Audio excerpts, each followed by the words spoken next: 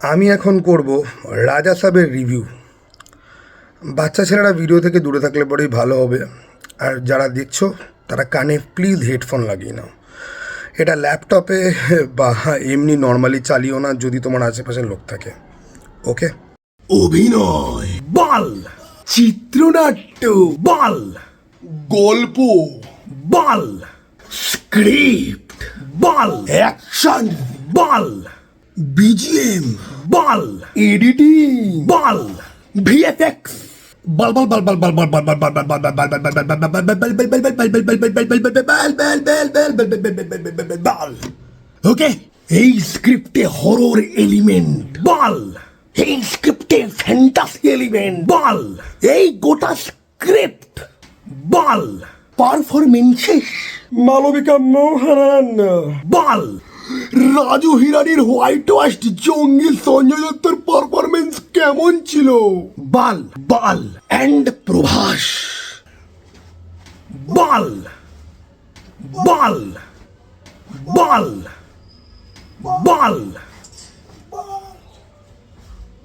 বল, বল, বল, বল, বল, বল, বল।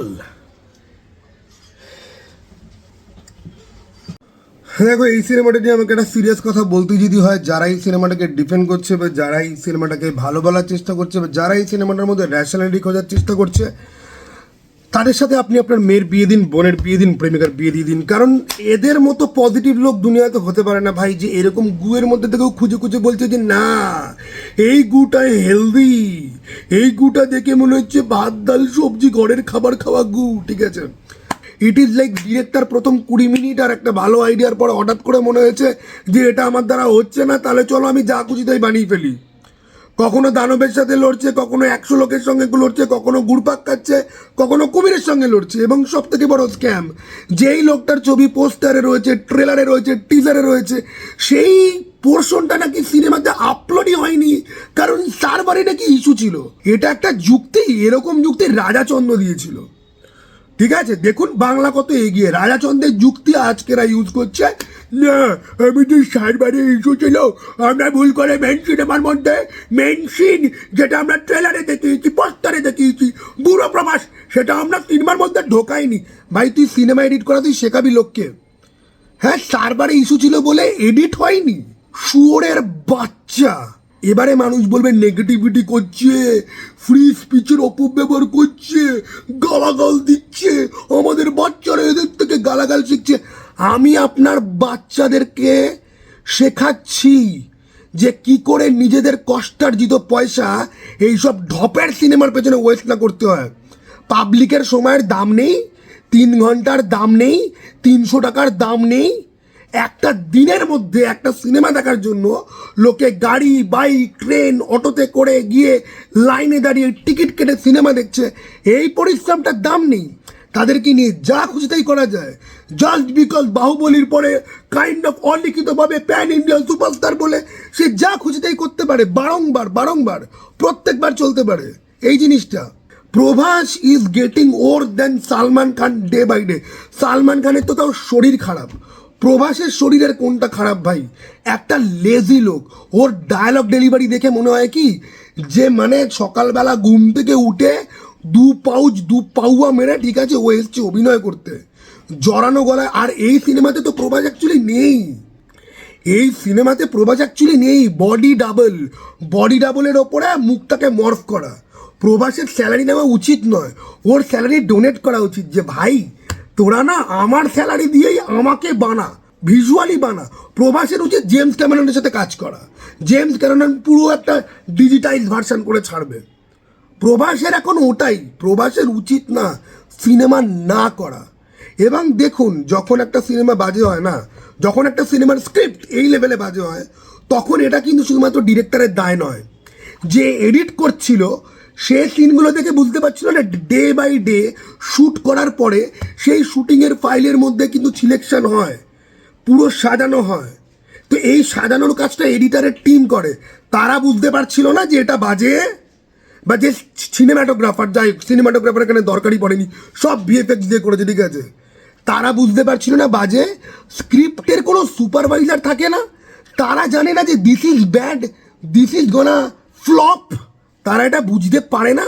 বা ফ্লপ হিটের কথা বাদ দাও, একটা জিনিস যে বাজে হচ্ছে এটা তারা বুঝতে পারে না। কি করে একটা সুপারস্টার সে স্ক্রিপ্ট পড়ে বুঝতে পারে না যে এটা তো গু, তাহলে তার আর্টিস্টিক ভিশন কি রয়েছে? তাহলে সে কি সার্কাসের ভাড়া করা জাম্বুবান বা গরিলা? ডিরেক্টর যা করতে বলবে এসে করে দেবে? তার মানে তার ব্রেনে ঘিলু বলে কোনো জিনিস নেই, তার স্ক্রিপ্ট পড়ে এটা বোঝারই ক্ষমতা নেই যে আমি এটা করলে পরে আমাকে কীরকম দেখতে লাগবে। কিন্তু এখানে তো সিনেমা মানে হচ্ছে কি হিরো এলিভেশন, হিরো সবার সাথে লড়ছে। আর প্রভাসের কান্নাটা পর্যন্ত ফেক, প্রভাসের কান্নাটা অবধি এত ফেক মনে হবে যে চোখের জলও ভিএফএক্স দিয়ে বার করছে, তারপরে ওই ভিএফএক্স দেখে আমাদের চোখ দিয়ে জল বেরিয়ে আসছে। ঠিক আছে, দেখো ভাই, তোমাদের একটা সিরিয়াস কথা বলি, খিল্লির জায়গায় একটা সাধারণ কথা তোমরা বোঝো। আজকে না এই যে সিনেমা দেখতে যাওয়া, এইগুলো তো আমরা আমাদের গাটের টাকা খরচা করে তো যাই, আমরা কিন্তু কোনো রিটার্ন কিন্তু পাই না। কিন্তু আমি খুব ভালো করে জানি আজকের দিনে দাঁড়িয়ে তুমি যেই হও না কেন, কারোর থেকে 50টা টাকা চেয়ে দেখো তো যে ভাই তুই আমাকে 50 টাকা দে, আমি আর তোকে কোনোদিন ফেরত দেবো না। তোমাকে কেউ দেবে? আর সময় তো তোমাকে কেউ দিতেই পারবে না।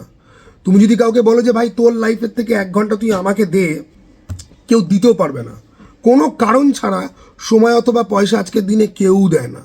আর আমি একটা মধ্যবিত্ত খেটে খাওয়া ছেলে যে নিজের কষ্টার্জিত পয়সায় সিনেমা হলে গিয়ে আমি সিনেমা দেখতে যাই।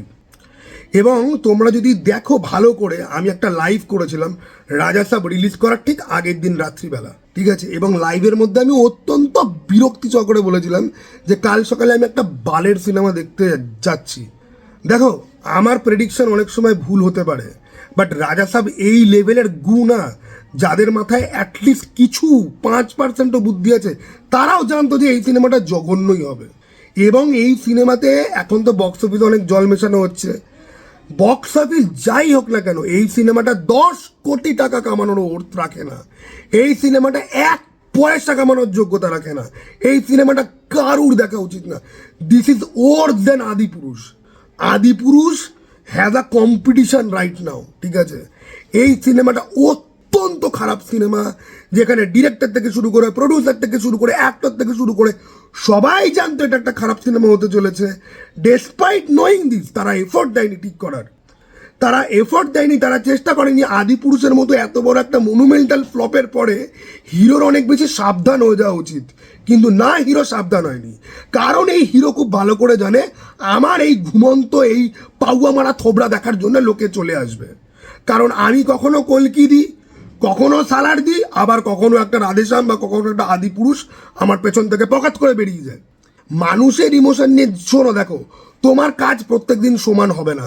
একটা সিনেমা বাজে হতেই পারে, বাট সেই বাজেটা কেন হচ্ছে? সাহতে প্রচুর এফোর্টের পরেও সাহ সিনেমাটা বাজে কিছু স্টোরি টেলিংয়ের মিস্টেকের জন্য, কিন্তু সিনেমাটার মধ্যে এফোর্ট নেই কেউ বলতে পারবে না, কিন্তু আছে কিন্তু এফোর্ট।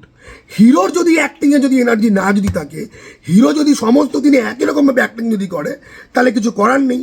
আর সে একটা বিশাল বড় সে মহাপুরুষ, ডিরেক্টর তাকে যদি জোর গলায় কিছু বলতে যায়, প্রডিউসার তাকে বলবে এই তুমি ওকে কিছু বলবে না, তোমার নামে কিন্তু আমার ফিল্ম চলবে না, ওর নামে চলবে। তাহলে হিরোরই রেসপন্সিবিলিটিটা বেশি হয়, তাহলে হিরোর দায়িত্বটাই বেশি হয়। আজকে প্রভাস খুব ভালো করে জানে যে সে একটা মিস্টেক করলেও অনসেট তাকে কেউ কিচ্ছু বলবে না, কারণ প্রভাস লিটারালি ইন্ডিয়ার সব থেকে বড় সুপারস্টার, তাকে কে কি বলবে, মেগাস্টার। এই সিনেমাও যে পয়সাটা কামিয়েছে, সেই পয়সাটা কিন্তু আজকে একটা 3 of Us বা স্লিপ অফ থিসিয়াসের মতো ফিল্ম, অথবা হোম মাউন্টের মতো ফিল্ম, অথবা লাপাতা লেডিসের মতো ফিল্ম কামাতে কিন্তু পারে না। ভালো ভালো সিনেমা, ঠিক আছে, আমি যদি বলি খুদা হাফিজ 2, খুদা হাফিজ 1 যদি ইয়েতে এসছে, আমি এরকম প্রচুর আন্ডারডগ সিনেমা রোজ দেখি, যেই সিনেমাগুলো 20-30 কোটি টাকাও বক্স অফিসে তারা কামাতে পারে না। কিন্তু প্রভাসের এত বাজে সিনেমাও প্রচুর টাকা কামাবে, 100-150 কোটি কামাবে। আগেকার দিনে 100-150 কোটি ছিল গোল্ড মাইন স্ট্যান্ডার্ড, এখন 100-150 কোটি তো কিছুই না বড় সুপারস্টারদের জন্য। বাট আমি জানি এই সিনেমাটা কিচ্ছু ডিজার্ভ করে না। ডিরেক্টর দাবি করেছিল যে সিনেমা বাজে হলে আমাকে এসে চত্থাপ্পড় মারতে পারো, আমাকে এসে খেলাতে পারো। ভাই সেই ডিরেক্টর এখন কোথায়? চট থাপ্পড় মারতে হবে না কোনো পডকাস্টে গিয়ে কোনো ইন্টারভিউতে গিয়ে উত্তর দে যে তুই কি গুগোবর বানিয়েছিস, উত্তর দে। তুই তোকে চট থাপ্পড় মারার জন্য নিজেকে অ্যাভেলেবেল করতে হবে না, তুই খালি উত্তর দে যে কোন সাহসে তুই লিটারালি মনে করিস যে এই অডিয়েন্সকে নিয়ে আমি যা খুশি তাই করতে পারি। অডিয়েন্স তো বসে আছে চুতিয়া হওয়ার জন্য, আমি এদেরকে টেকেন ফর গ্র্যান্টেড নিতে পারি। কোন কোন জায়গায় গিয়ে এটা মনে হয়, কোন সাহসে এটা মনে হয়, আমাকে কেউ উত্তর দিক। চলো টাটা ভাই, আবার যেন দেখা পাই।